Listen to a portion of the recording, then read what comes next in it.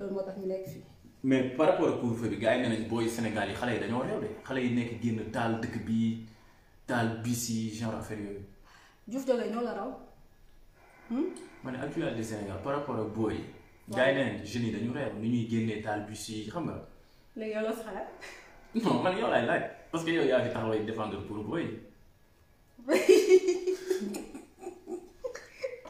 non talaa la sérieux. non mais sérieusement gars yi nee nañ booy yi dañoo réew waruñu génn taal bis yi waruñu génn déranger ils doivent rester chez eux quoi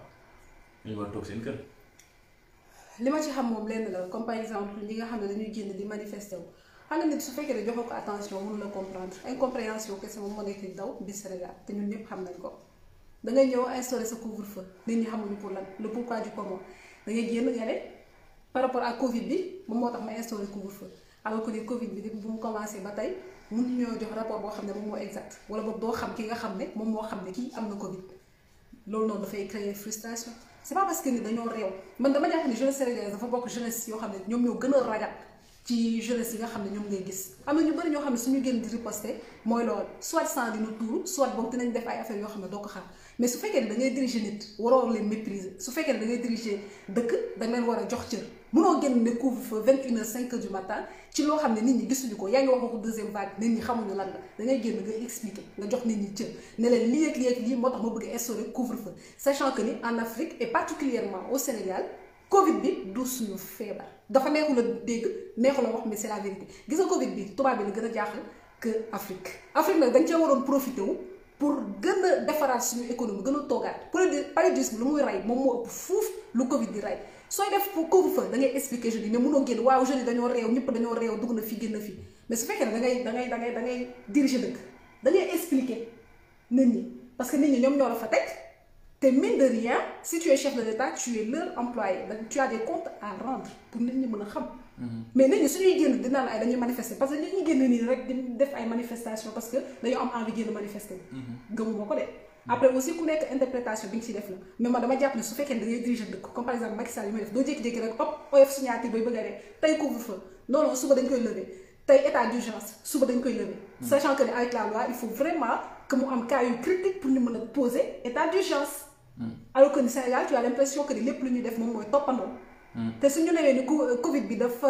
rey ay nit yu bëri je n'en disconviens pas parce que certainement am na ñu bëri parce que feebar boo xam ne c'est réel feebar la boo xam ne dafa am mais nit ki soo diriger dëkk encore une fois dafa am loo xam ne dañ koy doxalee. non mais maanaam man li nga xam ne loolu laa jàpp gis ko feebar bi c'est réel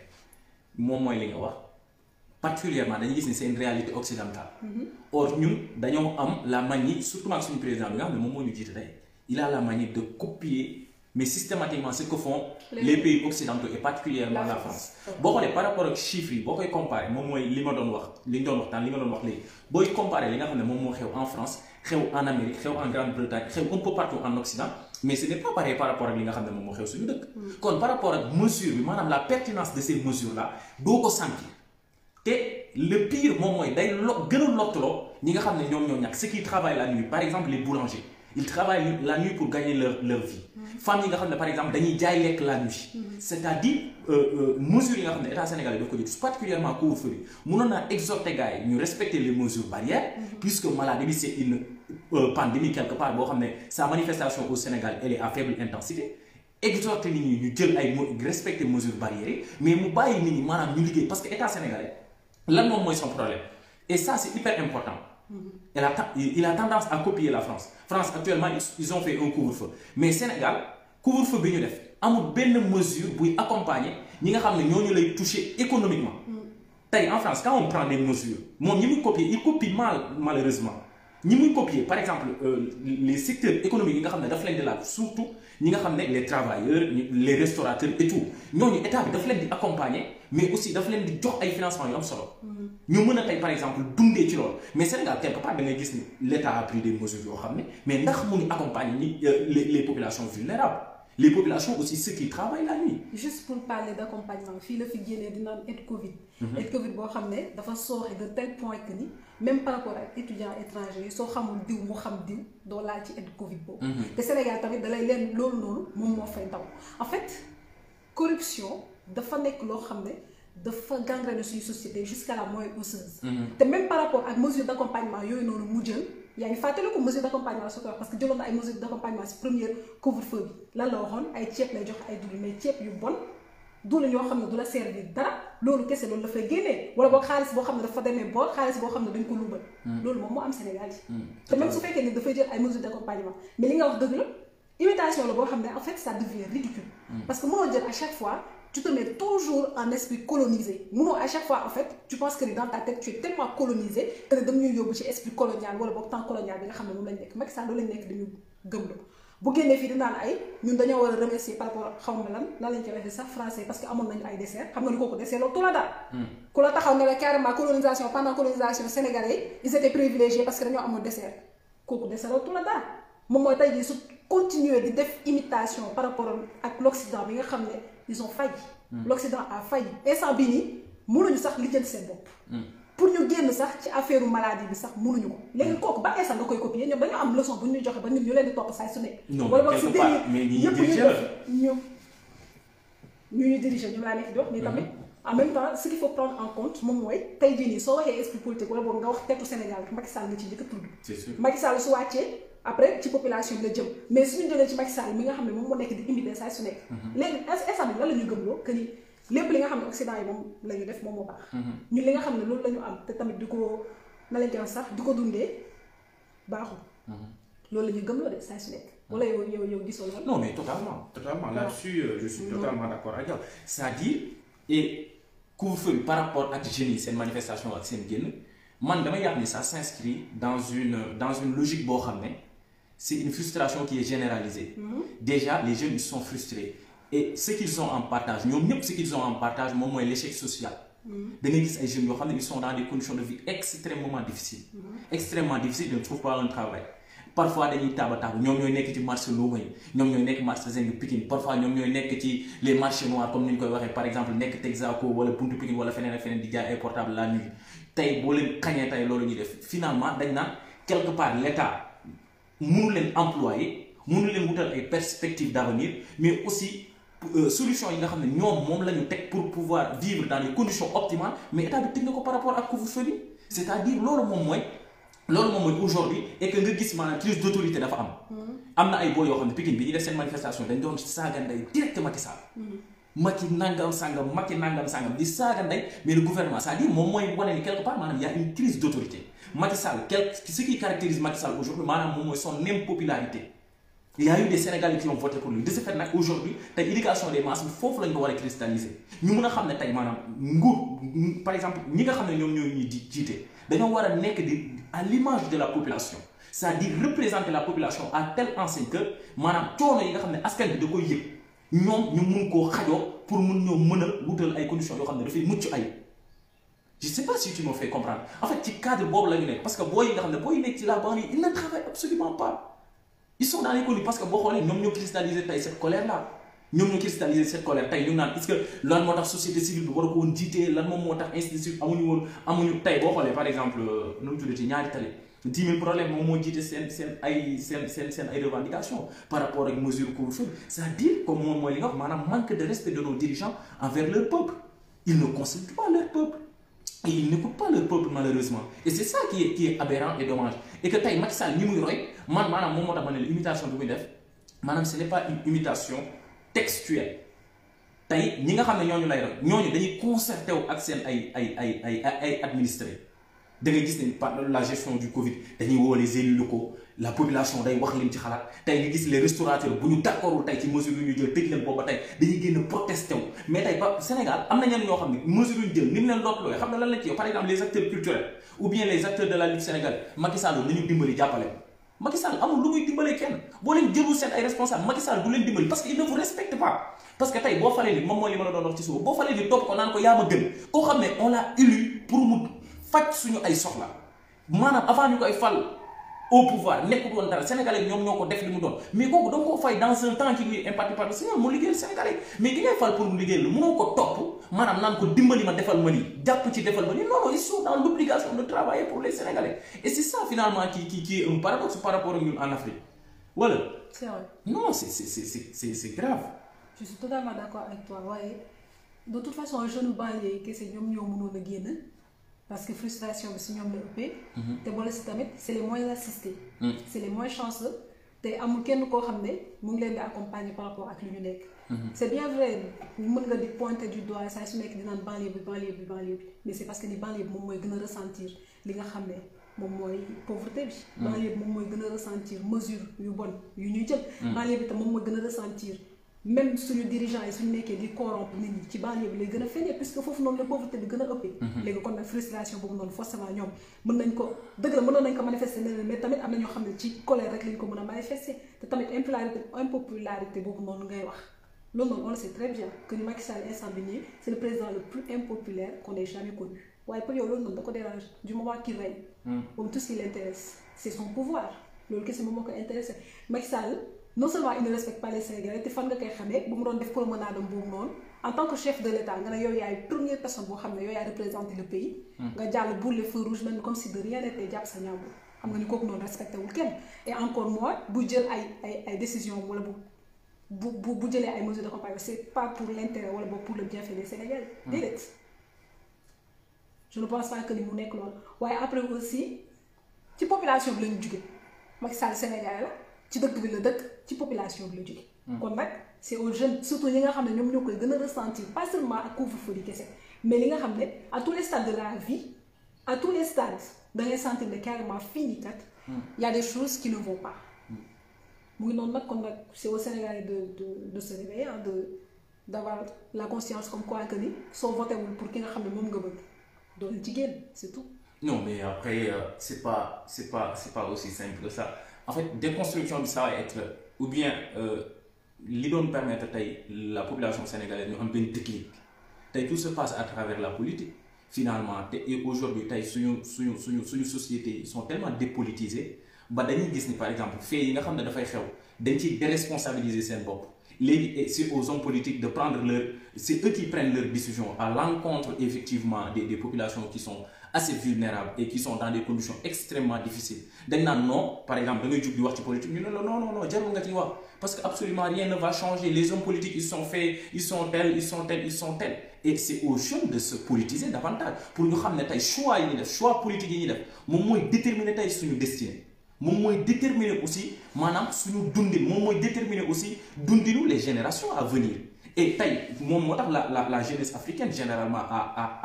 à cette maanaam dafa am devoir boobu mu mën a comprendre tey politiquement stratégiquement yan choix la ñuy def parce que tey maanaam dañuy def ay choix yoo xam ne day diis trop ci ñun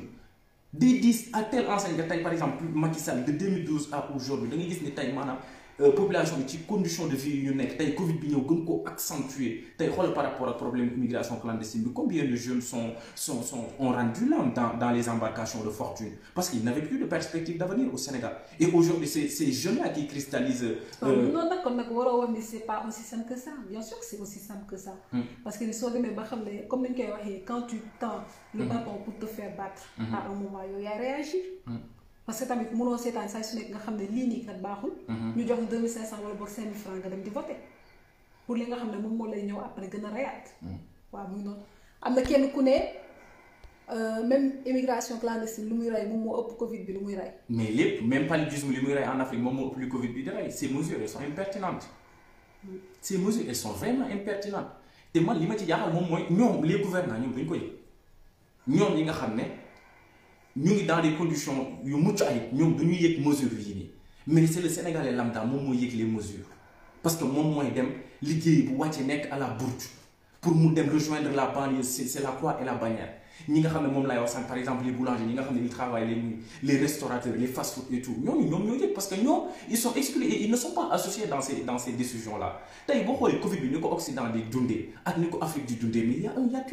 il y a un décalage assez énorme ñi nga xam ne ñoom ñooy dee ci ay ñi nga xam ne ñoom ñooy am ay yeneen feebar yi sax pratiquement li muy ravage yi muy def en Afrique mais Covid def ko te yooyu noonu suñu état yi sans ñu am benn originalité sans ñu am tey benn engagement sans ñu am benn volonté bu résolue ñu ne lii nii c'est des problèmes africains on va les résoudre à l'aune de nos réalités mais il ne le faut pas dañ naan noonu nañ dem xool li nga xam ne tubaab bi dañ koy def rek ñu def ko. wala nga waxee si financement Pastef bi. financement. yaa marre du couvre-feu.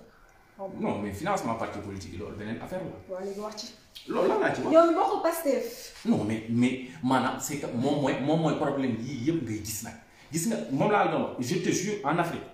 maanaam dañoo jël politique mettre ko de côté or tout se règle à travers la politique même la société civile son pouvoir d'action est limité tey boo xoolee parti politique Pastef li mu def man je pense que ni Pastef par rapport ak seen financement boobu loolu dafa nekk cas c'est un cas d'école pour l'Afrique généralement. c'est-à-dire. c'est un cas d'école pour l'Afrique généralement parce que Afrique lan moo ñu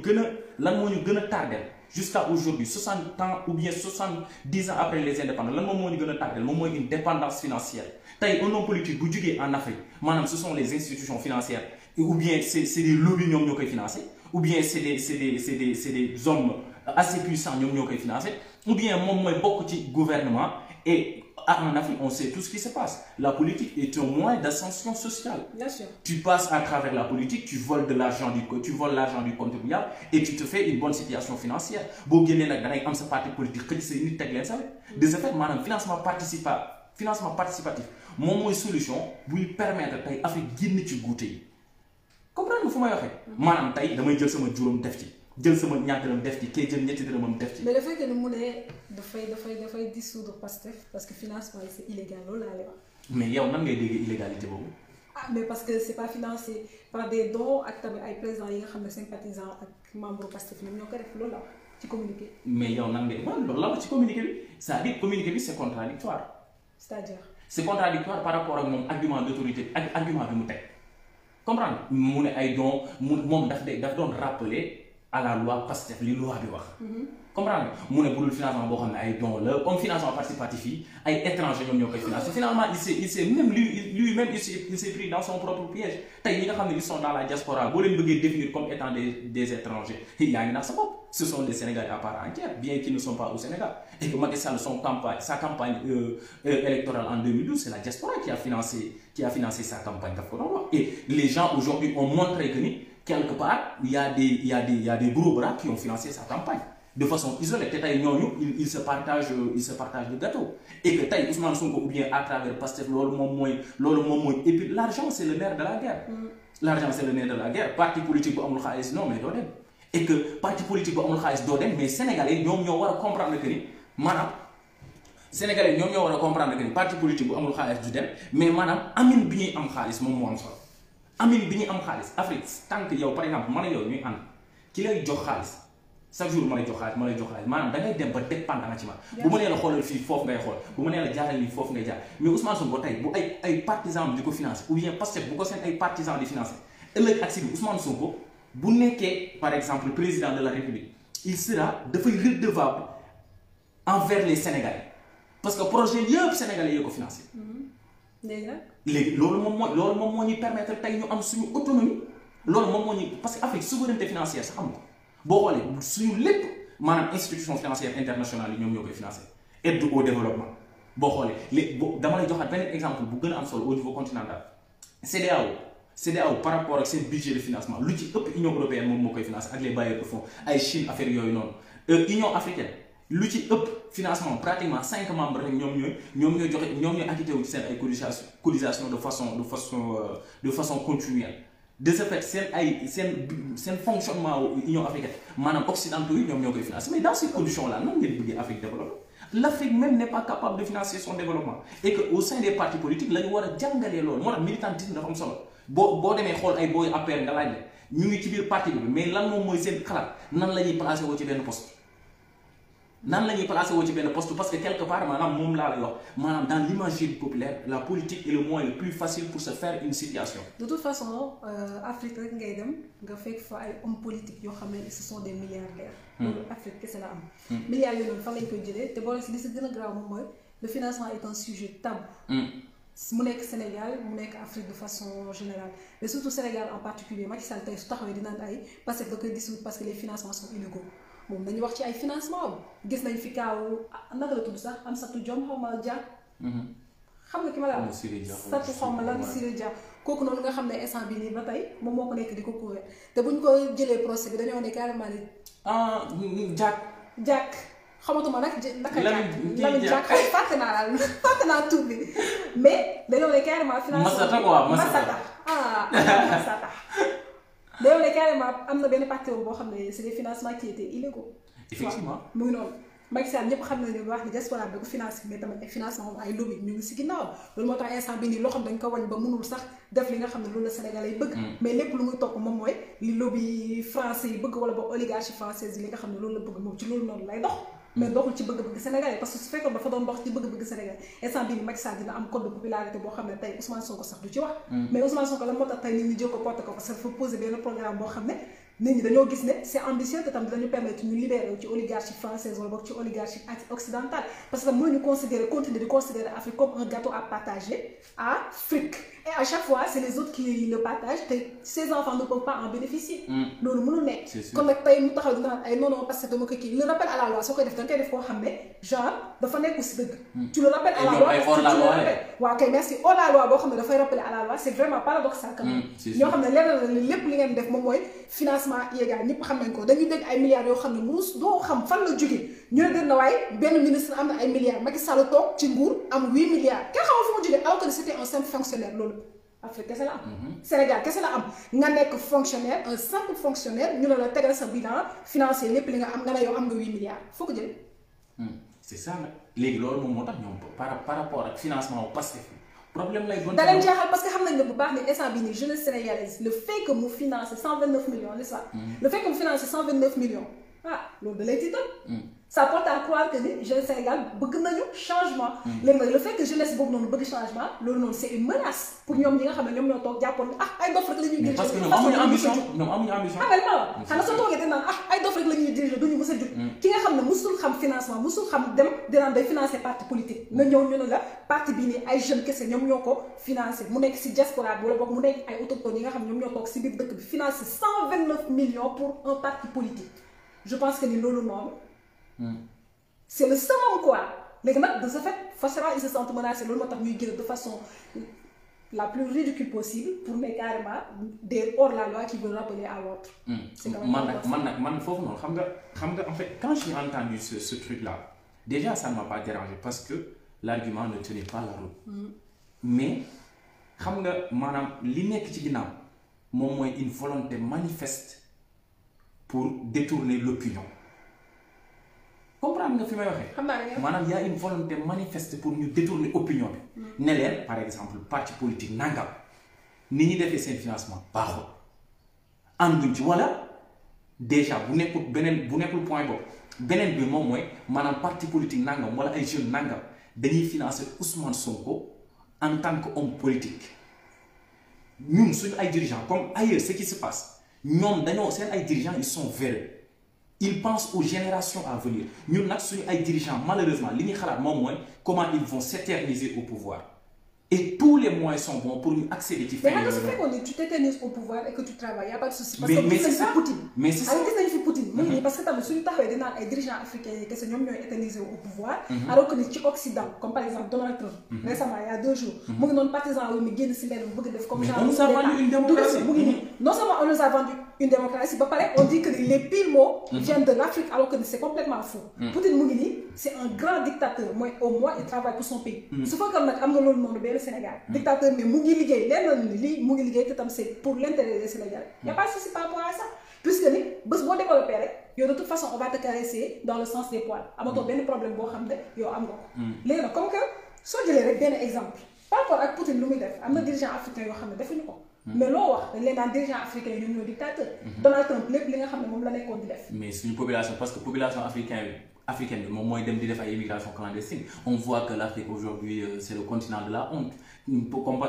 contrairement par exemple ak li ngay comparé ak li ngay wax nii et li nga xam ne moom muy leeral tey li ngay wax tu vois la Russie mais c'est une grande puissance nucléaire puissance à tout point de vue quelle que soit tey la dictature qui sévit dans ce pays-là mais gars yi mënuñ cee wax mais tey en Afrique da ngay xool suñu population li ko caractériser moom mooy déjà ce sont des pays pauvres et très endettés qui sont dans des conditions extrêmement difficiles boo xoolee les occidentaux aujourd'hui la droite décomplexée ou bien l'extrême droite li nga xam ne moom mooy seen cheval de bataille ci li ñu kii moom mooy immigration. Et mais li ma bëggoon wax moom mooy en fait de façon très linéaire. Dictature.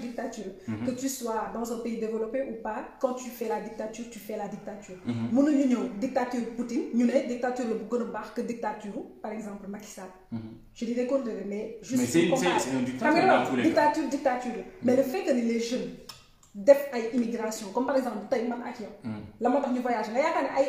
infrastructure yu baax su nekkoon Sénégal dinañ voyage. mu ngi noonu bu ñu doon voyager mën na am sax infrastructure yu baax teg nekk Sénégal ñu bëgg voyager mais pour découvrir yeneen horizon. ñu bëgg voyager justement pour découvrir gën a ubbi suñu xel wala boog gën a am couverture. pas choix bëgg voyager wala boog bëgg découvrir yeneen langue wala boog bëgg découvrir yeneen couture wala boog yeneen culture mais c'est pas notre cas ñun on voyage non seulement par nécessité mais tamit parce que lu ñu bëgg amul suñu dëkk. différent nag que benn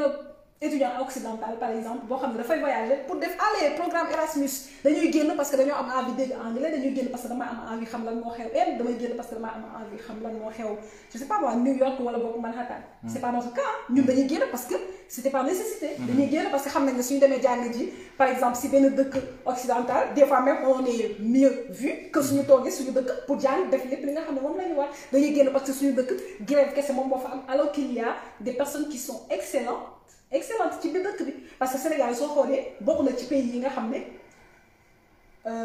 en Afrique de l'Ouest en Afrique subsaharienne léegi sax dafa daanu parce que am na ñu bëri ñoo xam ne duñu fa ñëw mais université Cheikh Anta Diop bokk na ci l'une des meilleures universités dans le monde. demoon na sax ba dugg ci classement wu 100 yi xaw ma 1000 meilleures universités dans le monde. kon xam nga ni c'est pas anodin mais instant bii nii kan moo leen mooy la vedette c'est le Maroc. Sénégal léegi mu ngi waat ci ginnaaw alors que ni au Sénégal excellence foofu la fekkoon baax mais su fekkee ne à chaque fois. yow infrastructure yu doy amul sa dëkk mënoo imposer nit ñi pour ñu bañ a génn c'est pas possible te tamit le monde est devenu un village planétaire. nit ñi am nañ droit génn dem fu leen neex. mais dans la mesure du possible ak tamit lan moo tax ngay dem di ko def. su fekkee ne da ngay génn pour dem di ko def parce que da nga pauvre. là on te respecte pas. c'est normal parce que dëkk ñëpp matériel lépp li nga xam ne moom mooy matériel nit ñi loolu la ci loolu noonu la ñu yëngu. mais yow soo génn c'est différent ak benn.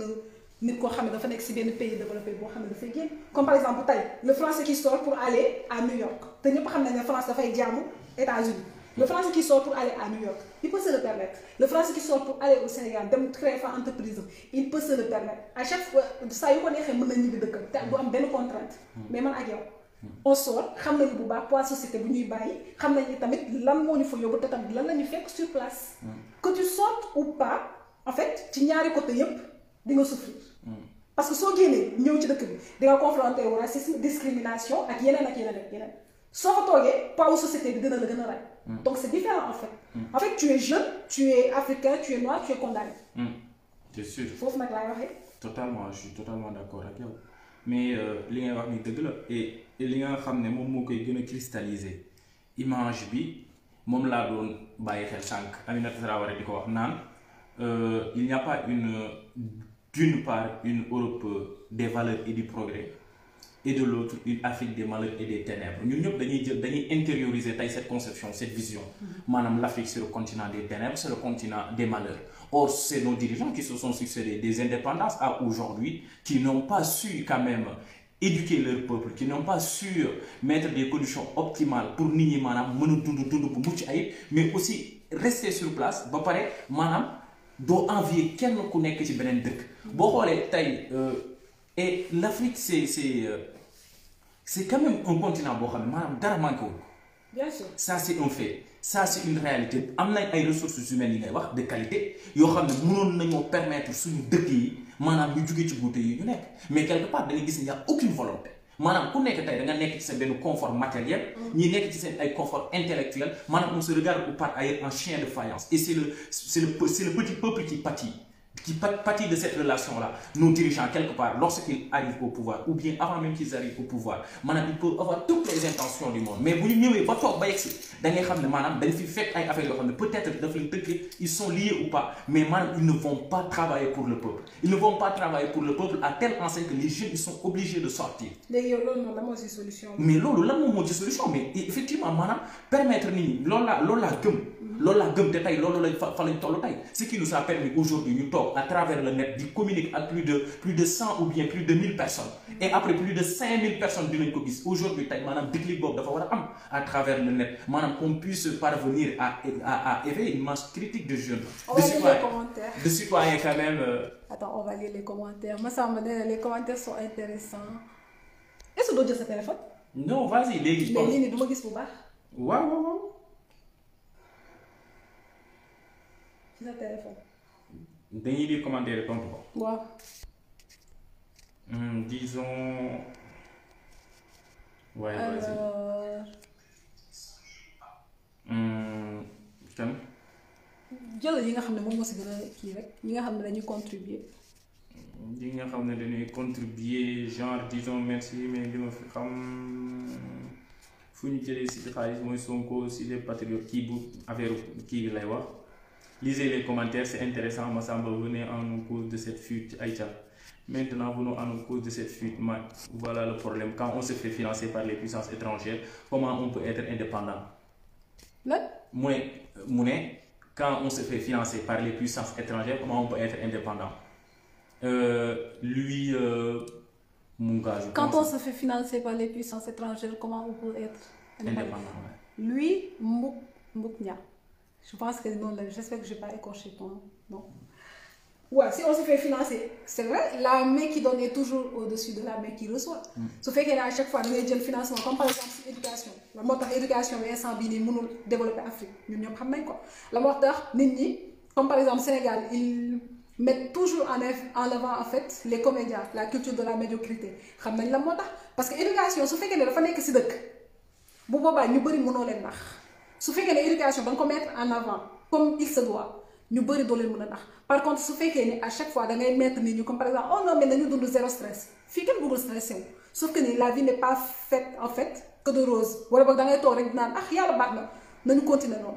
C'est les Occidentaux qui financent notre éducation. Et le pire c'est que on apprend des racistes à l'école. Il faut que il est temps au moins suñu prof histoire xam réellement lan mooy histoire Afrique di ko jàngal élèves mais su fekkee ne à chaque fois ñu ngi jàngal ay Victor Hugo ay Lamartine xaw ma lan ak lan ak lan ñi nga xam ne dañoo saaga ba ñu doyal di daal l'homme noir était inférieur wala boog au singe. Voltaire loolu la doon wax ñoom Victor Hugo ñooñu ñëpp tey ñooñu noonu ngay gis benn intellectuel africain sénégalais toog su toogee ci plateau télé ak vestam à 40 degrés rek tant que waxul ci waxu Victor Hugo wala boog si récité wu benn citation rek pour moom en fait. amul dara dans la tête alors que ne ñooñu noonu nga nekk di topp ñooñu ñoo saaga say maam ñooñu noonu nga nekk di topp ñooñu noonu nga xam ne ñoom nga nekk di jaamu wala boog tu t'es complètement occidentalisé dans ta tête parce que tu connais pas du tout ton histoire après aussi on peut dire que ni c'est pas de ta faute ci commencement bi mais soo ñëwee bay am yenn âge yi yow yaa war a dem di instruire sa bopp instruis-toi pour au moins que tu deviennes beaucoup plus grand parce que su fekkee da ngay continuer di jàng histoire keneen comme ni ñu koy waxee rek citation ak Sénégalais boobu noonu ku wàcc sa ànd. ànd boo dem fekk. ànd boo dem fekk fa moromam. noonu nag la demee ngay dem si koñ yi ñu lay naan koñu lan doole koñu jàmbaar. c'est sûr. koñu poobar wala boog koñu kaani gi alors que ni da ngay def petite comparaison parce que comparaison forcément n'est pas raison waaye nga ñëw France ñu ne la par exemple seen benn kii boo xam ne dafa siiw. ñi marqué seen histoire. waaw ñi marqué seen histoire. koñu Montesquieu koñu Victor Hugo xam nga yeggaat na lañ koy waxee sax Sénégal nga gis comme par exemple statue dox boobu noonu ñu def Saint-Louis. ñu def statue Faidherbe di ko jaamu maam Faidherbe alors que ni maam Faidherbe rey na presque 3000 villageois juste parce que ñooñu dañ doon contester contre l'esclavage wala contre la colonisation c'est que ni on a un vrai problème te comme ni nga ko waxee. ñu war a am ay dirigeants yu mel ni Ousmane Sonko. waaw yëgal. dama lay dëggalal li nga wax moo tax war a am dirigeants yu mel ni Ousmane Sonko. bañ ma sauf que ni Ousmane Sonko ne fera pas en fait tout le travail. C'est pas lui qui va faire tout le travail. dafay ñëw wane porte bi keneen ñëw continuer keneen ñëw continuer keneen ñëw continuer. mais il y aura toujours un commencement. il y aura toujours un commencement je suis parfaitement d'accord avec toi te ni ñu ko gisee noonu ci loolu noonu la bëgg a dugg. sauf que c'est pas lui qui va faire tout le travail. moo tax idolâtrie soxla ñu koy def si personnellement en fait. lépp lu ñu war a def moom mooy gunge ko ba mu yegg na ba ci càppandaw mu jàppale ñu. comme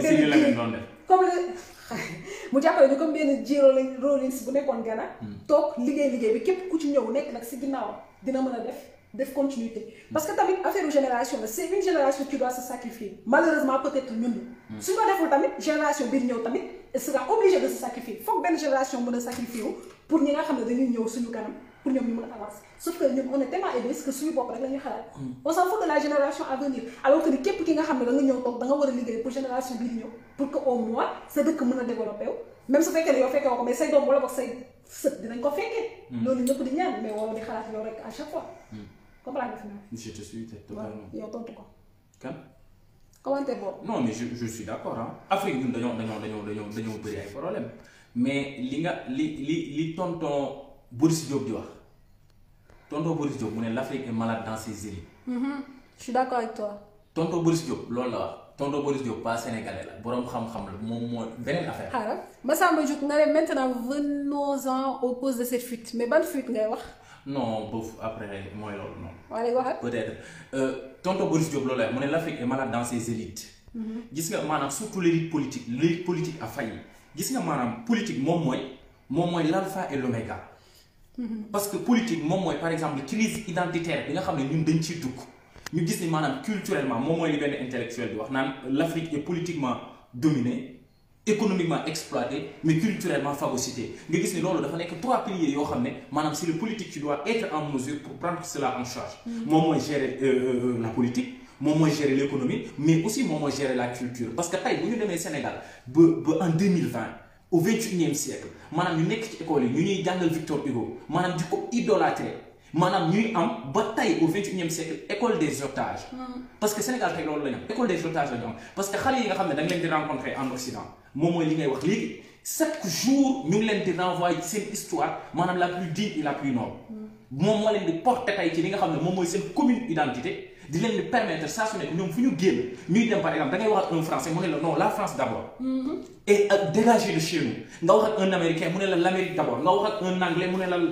l'Angleterre d'abord. mais Sénégal ngay dem boo waxee ñoom ñu ne la xool non mais affaire bi du fii affaire bi c'est en Occident parce que quelque part c'est nos élites qui ont failli et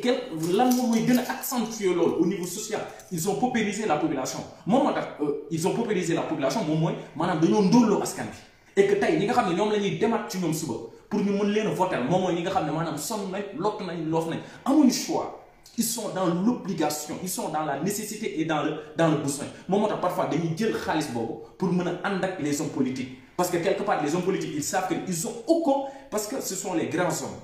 qui font les grandes nations ce sont les démocrates qui font les grandes démocraties kon nga gis ni tey nit moom moo tax nit moom la yàlla tënk maanaam jox ko lépp pour mu mën a muccal ay morom gis nga tey moo tax tey par exemple tous les grands même à travers les religions da ngay gis ni tey la religion catholique bi ñu bëggee nit jot ci bi ñu bëggee nit jot ci dañoo woote instant moom mu porter le message ñu gis ni la religion musulmane bi ñu bëggee tey nit ñuy jot ci dañoo woo Seydina Mohamed mu porter le message comme tey boo ñëwee au niveau le plus élémentaire mu nekk au sein des États da nga gis ni toutes les grandes nations dafa am ay nit yoo xam ne tey par exemple aux États-Unis Abraham Lincoln bi mu ñëwee lii dafa def tey boo xoolee tey France ñoom ñëpp dañuy tiitaroo tey le général de Gaulle bi ñu leen tënkee maanaam lii la fa le général def ba ñu mën a tinkeeku tey nag ñun nga xool tey par exemple tu viens en Afrique tu prends l'exemple de Jerry Rawlings moom moo réformer tey la législation ou bien les institutions ghanéennes à telle enseigne que tey benn président ñemewul wàccoo ak réalité yooyu ainsi de suite tey nga xool par exemple Rwanda quelles que soient les critiques nga gis ne tey am na ci benn lancé bu ñu nekk maanaam ñu ngi construire seen dëkk ba tey occidentaux yi dañ leen a respecté et ñun en Afrique occidentale en Afrique francophone où malheureusement les ex-colonies de la France dirigeants yi nga xam ne ñoom lañ am des indépendances à nos jours amuñu projet de société moom mooy tax ba 2020 ñuy heurté wu ci réalité yi ñuy heurté wu ci problème yi tey politique waroon nekk moyen boo xam ne moom mooy permettre ñu dund bu mucc ay mais quelque part moom moo ñuy gën a diviser sax finalement tey da ngay gis koo xam ne dafay am un projet patriotique fort woo nit ñi autour de l'essentiel mais maanaam ay querelle de borne de fontaine moom mooy tax dañ koy ñàkk kon li nga xam ne maanaam Mamadou Dia daf ko doon xeex démb maanaam il était un incompris tey ci paradoxe boobu la ñu nekkaat. Madia, je suis tout à fait d'accord, sauf quand vous dites que cette maladie n'est pas toujours hormonale pour les Africains. En fait, je pense que tu n'as pas compris. On n'a pas dit que ni maladie ni touché ou la africaine, c'est pas ce qu'on a dit. D'ailleurs, on est carrément paludisme, le mouray, momo fouf, que coronavirus le mouray, immigration clandestine, le mouray, momo que coronavirus le mouray. instant bi lu ñu war a def parce que tey jii nii bés bu na leen koy waxee sax occidentaux yi jógee ci feebar bii nii yi nga xam ne moom moo leen sonal africain rek lañ nar a sonalaat parce que su fekkee ne seen économie dafa daanu après ci ñun la ñuy ñëwaat on va encore payer les pots cassés alors que ni instant bii nii la ñu war a gën a góorgóorlu en fait pour mun a relever waat suñu économie c'est ce qu'on essaie d'expliquer on n'a pas dit que ni coronavirus amul Afrique attention il y a une nuance. Effectivement et ñun pare nañ ci loolu sax après on continue ci logique bi ñu nekkoon n'est-ce pas. ñu continuer ci logique parce que sinon après dañuy rétrograde de part lu bari ci ginnaaw comme rek nga fi may waxee. mënuñoo wax ci maladie bi après de part ci gi actuellement ñu ngi doon nekkaan ci beneen ñu ngi doon di wax ci leneen n'est-ce pas. je suis d'accord après je pense que ni bu ñuy tontu aussi ñu kii loolu noonu n'est-ce pas en fait man loolu laa jàpp quoi sérieusement en fait non Afrique suñu problème dafa sori li ngeen naan on est tellement aliéné c'est vrai hein. On est hyper aliénés et on est lobotomisés. C'est vrai, c'est totalement vrai. Et malheureusement, c'est nos dirigeants qui sont l'incarnation, l'expression parfaite de cette lobotomisation, de cette aliénation. Quand on voit Macky Sall qui courbe les îles devant Macron, un jeune de moins de 40 ans ou bien de 40 ans, il n'est absolument rien du tout. Dès que nous sommes là, suba ngoon ku dégg bëccëg lu nekk ñun Afrique pour ñu changer xoolal ñun Afrique dañoo am sa problème pour convertir suñu regard ay xoolal son excellence monsieur le président loolu amul doo gis dans aucun pays occidentaux ñuy wax un président naan ko son excellence di def la laudation non Afrique rek la ñu am impression boobu ay président ñu jàpp ni ce sont des princes ñu nekk ci benn dévolution monarchique ñoom président yi ñu jàpp ni ñoom ñoo gën ñu jàpp ni ils sont des démirges. Après je suis d'accord avec toi mais on s'en fiche en fait de ce que les occidentaux font. fi ma koy waxee moom mooy comme par exemple le fait que les occidentaux dañuy dem directement Emmanuel Macron alors que ni Sénégal c'est son excellence monsieur le président de la République du Sénégal Macky Sall. xam nga loolu noonu yëpp dafa gudd c'est vrai mais su fekkoon ne dañ koy def juste par respect te ñu bañ ko jàmm c'est bon xam nga mais en fait dañoo nekk di copier li nga xam ne loolu la Moyen Âge français doon def. en fait loolu noonu dañ ko doon def pour roi xaw ma lan honneur au roi xaw ma lan la tey nag ñun Sénégal ci loolu noonu la ñu toog. alors su fekkoon dañ doon naan son excellence oui c'est un truc d'honneur ok y a pas de souci. mais sans pour autant di ko jaamu. yow la alors que defoo fi dara. mais Macky Sall moom la ñëpp di jaamu Sénégal. non du ñëpp nag. non genre waxin la du ñëpp kay loolu dafa leer ñun ñu ngi nii lijjanti wuñ ko. loolu dafa leer maanaam justement li ngay wax ni pour dëggal ko rapport bi ñuy am. ak ñi nga xam ne ñoom ñoo ñu jiite. mais c'est catastrophique et c'est hyper alarmant. rapport bu xoolal tey par exemple dama doon seetaan conférence de presse bu mbëri ma doon seetaan seen conférence de presse Sénégal xam nga am na ñoo xam ne mënoo leen xeexal. parce que ñoom ils travaillent en connivence ou bien ils pensent que ni état dañ ko fay teg pour mu dimbali leen. maanaam man terme yooyu noonu comme ni nga xam ne li ngay wax maanaam c'est pour cela que on dit souvent que nos états ont failli. état war amul vocation dimbali nit ñi. état dafa am pour effectivement pour légiférer mais aussi son obligation moo bu gën a mag moom mooy mu liggéey pour ses citoyens. kon maanaam am na ay termes yoo xam ne sax maanaam il faut nga tënku dëgg te suñu dëkk yi ci loolu la ñu nekk maanaam Macky Sall nañu dimbali mu bàyyiwaat làmb ji ñu commencé nekkaat ci suñu ay activités Macky Sall il n'a pas à dimbali les lutteurs non Macky Sall ñooñu noonu ce sont des acteurs économiques damay wax ci problème mu mbëri dafa metti trop parce que ce sont c'est énormément de jeunes qui n'ont aucune perspective d'avenir ils n'ont absolument rien à faire si ce n'est la lutte Macky Sall eux ils doivent comprendre cela te tey amuñu leen bu ñu joxee te ñi nga waxuma mbëri yi nga xam ne ñoom ñoo jiitu ñoom il ne m'intéresse pas tey bu ñu jëloon 1 milliard ñu teg ko ci kaw table jox ko mbëri ce sont les gros papes des lutteurs ñoom ñoo koy séddoo et quelque part il y a plus de des milliers et des milliers de jeunes ñoo xam ne amuñu benn perspective d'avenir ils ne croient et n'aspirent à devenir de grands lutteurs te ñoom ñooy bëri ay combats yoo xam ne da ci am ay 100 000 200 000 ñoom ñoo war a comprendre que Macky Sall maanaam dañ ko fay teg pour mu liggéeyal jàmm maanaam rencontrer les acteurs de la lutte waxtaan ak ñoom pour mën leen a permettre ñu mën a exercer seen activité bi nga xam ne moom moo leen di permettre ñu dund maanaam dund bu mucc ayib. comme tu veux selon des. en fait finalement loolu moom moo am solo et suñu nit ñi bu ñu comprendre loolu dafay xaw a doy waar. la population africaine. mais en même temps aussi nan nga bëgg ñu comprendre su fekkee ne on n'a pas vulgarisé la politique xam nga sànq ba tey yaa ngi naan jeunes yi dañoo war a engagé wu jeunes yi dañoo war a engagé wu mais comment tu veux que ni jeunes yi ñu engagé wu si politique s'ils ne comprennent pas l'essence même de l'engagement par rapport ak politique xam nga sooy engagé wu si benn affaire comme par exemple ma ne damay jug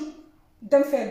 c'est parce que ni foofu noonu daf ma amal yitte moo tax ma jug sol sama yére waaxu ba foofu dem fa parce que xam naa ne bu baax ne lii kat daf ma amal njëriñ wala boog lii c'est pour mon bien-être mais su fekkee ni yow mi xamoo essence su engagement politique te en plus les jeunes on les a forcé la main pour se dépolitiser. parce que su fekkee ne dañuy jékki-jékki nga wax ñu tëj la. benn instant da ngay jàpp te kenn du ci wax. benn instant da ngay jàpp ne loolu moom mooy yoon la moo tax nga jël risque pour ñoo xam ne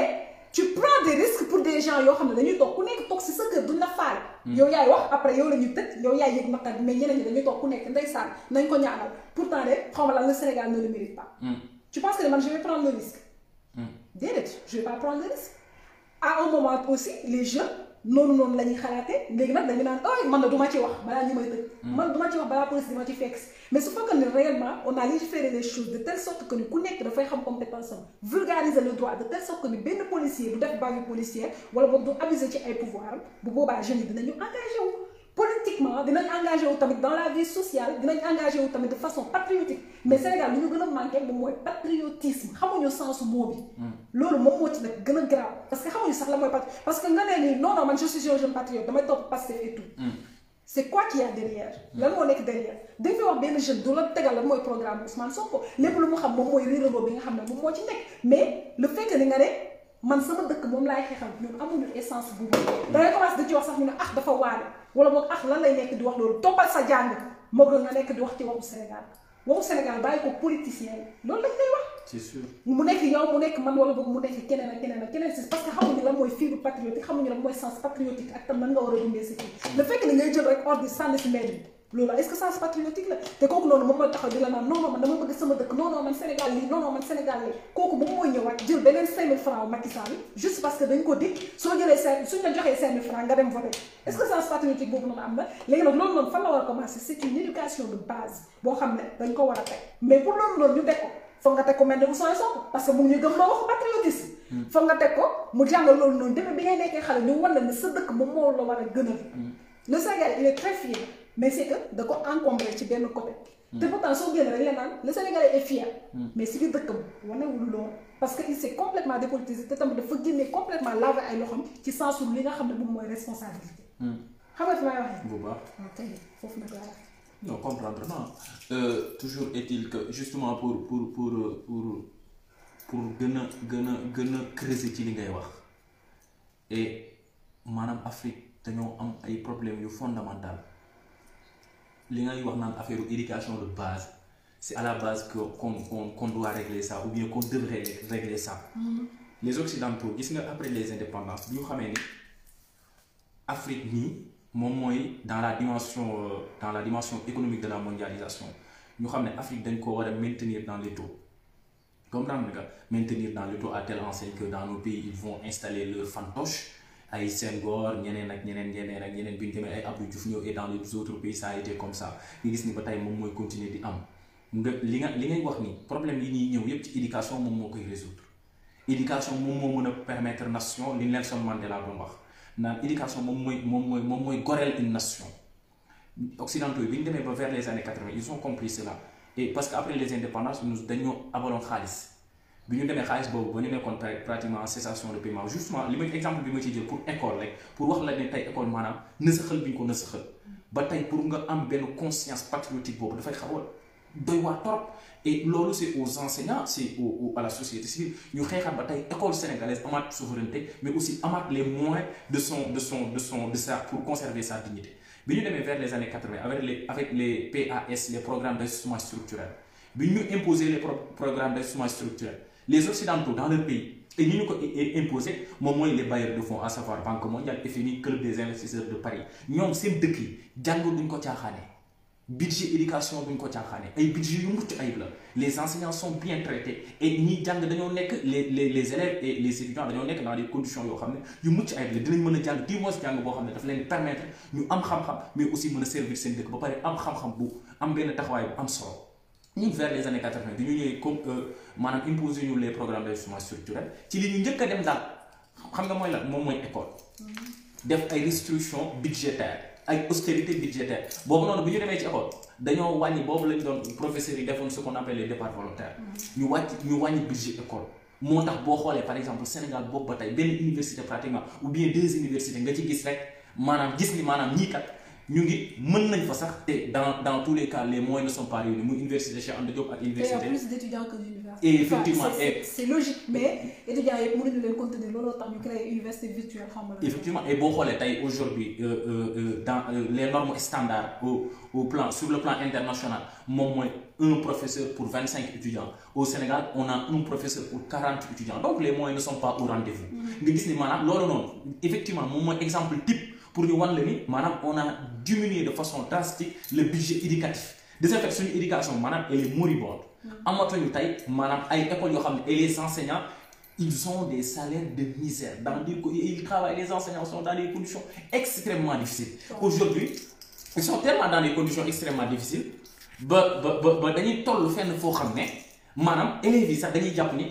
enseignants yi ce sont leurs ennemis lu yàggul dara am na benn élève boo xam ne dafa jàppoon benn professeur am dóor ko dóor yu metti comprendre nga justement pour wax la ni tey li nga xam ne moom moo ñu waroon réconcilier ak nous-mêmes moom mooy une éducation boo xam ne dootul nekkati une école des otages mais une école qu'on va construire à l'aune de nos réalités ñi nga xam ne tey ñoom ñoo marqué suñu histoire ñu porté leen dans un piédestal ba xale boo xam ne bu juddoo ba dem école dañ koy jàngal ne ko tey lii ak lii moom la say maam def lii moom mooy histoire du Sénégal lii moom mooy histoire du Afrique ne ko tey foo mënti dem ci àdduna dangaa war a fier tey ci li nga doon. mais am na ñu bëri ñoo xam ne dañoo jàpp ne Sénégal histoire ci la Joola yem. ah non mais si am na ñoo xam ne boo xamuñu ni sax Sénégal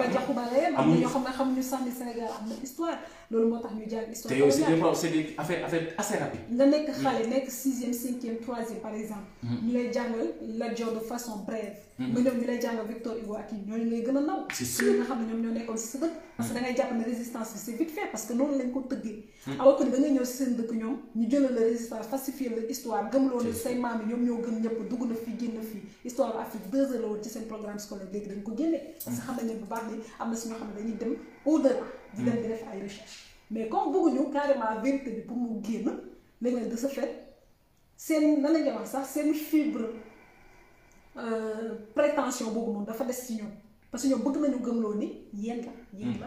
lépp yéen a ko créé léegi nag de telle sorte que ni tey su fekkee ni nit yooyu noonu moom la ñu jël c'est les mêmes personnages que l'on reproduit en Afrique bien sûr que ñoom ngay gën a fan que sa bopp bien sûr que tu vas penser que la vérité c'est blanche tu vas penser que la valeur est restée blanche pour le noir donne le parole du maître est sacré waaw kay c'est ça moom moo tax après tey tolluwaay boobu noonu pour mu changer dëkk